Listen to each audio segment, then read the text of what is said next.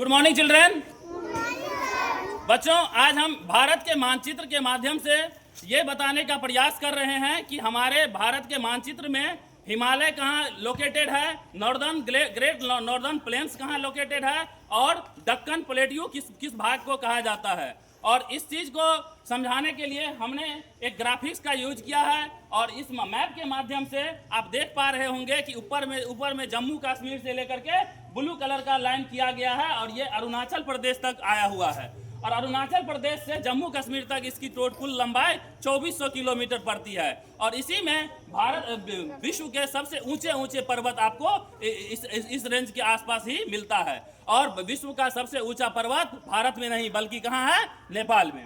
और ये जो हिमालय रीजन है, ये हिमालय भारत की दो महत्वपूर्ण नदियों का निर्माण करती है, गंगोत्री ग्लेशियर से गंगा का और यमुनोत्री ग्लेशियर से यमुना का।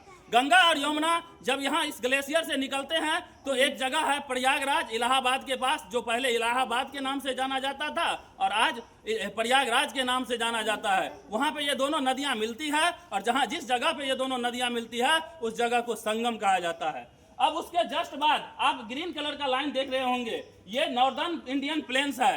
ये नदियां जब उधर से यमुनोत्री ग्लेशियर से और गंगोत्री ग्लेशियर से आती है तो अपने साथ एलुवियल सॉइल को लेकर आती है।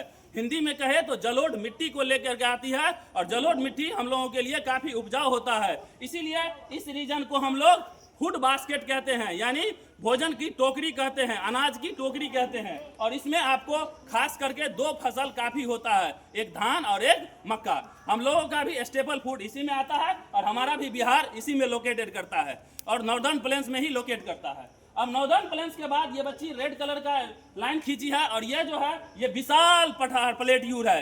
ये प्लेट्यू रीजन इसलिए फाउंड होता है क्योंकि कभी न कभी इस पे क्या रहा होगा, बहुत ज्यादा गर्मी रहा होगा। और गर्मी वाले क्षेत्र में कौन सी मिट्टी पाई जाती है, ब्लैक सॉइल। कौन सी मिट्टी, ब्लैक सॉइल। और ब्लैक सॉइल जो है वो कपास के उत्पादन के लिए काफी उपयुक्त होता है और कपास का उत्पादन सबसे ज्यादा इसी रीजन में होता है, जिसको हम लोग पेनिसुलर प्लेट्यू बोलिए या दक्कन प्लेट्यू बोलिए। दक्कन रीजन यहाँ महाराष्ट्र से नीचे का रीजन हो जाता है और पूरा जो इस पूरे भाग को हम लोग पेनिसुलर प्लेट्यू कहते हैं।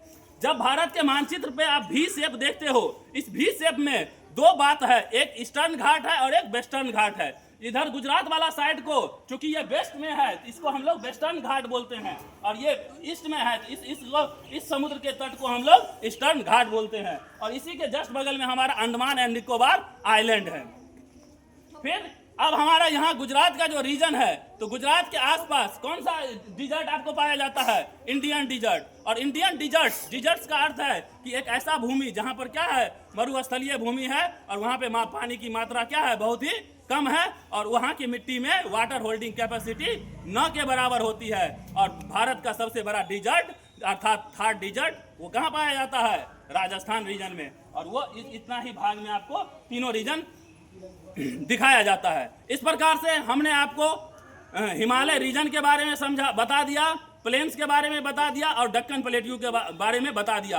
आशा करते हैं कि मैप पे आप मोटे तौर पर, अब उतना गहराई में तो हम लोग नहीं बता पाए, लेकिन मोटे तौर पे आप तीनों region, Himalaya region, northern plains और पेनिसुलर प्लेट्यू को अच्छे से समझ पाए होंगे। Thank you.